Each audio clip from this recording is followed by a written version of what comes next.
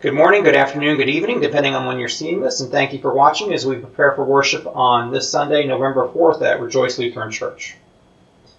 So this Sunday is All Saints Sunday, and All Saints Sunday really, for me, serves two purposes. One, it's a service where we remember those who have gone before. We remember those who were witnesses in faith, who passed on the faith to us, and who, by their lives and by their words and by their actions, showed us what it meant to be followers of Christ. But it also serves a reminder that we too are called to be that for others and for our world, that we are all called to be saints. We are all called to be people who live out this calling.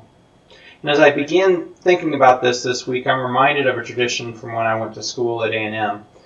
Now, A&M loves its traditions, and one of the ones I always found very powerful was muster.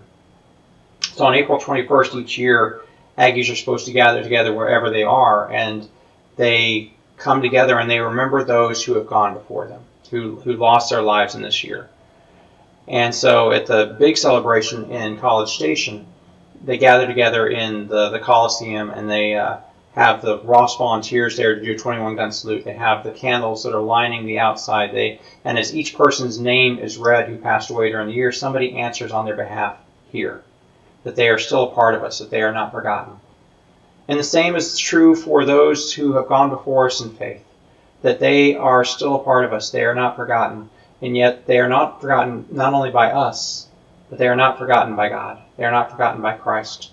And we trust that Christ holds them and us in our hands, and our hope goes to the resurrection, that the life that we live, that this is not all of the story, and we may not know how to really talk about what goes on beyond that, but we trust that it's in God's hands and that God is ultimately faithful.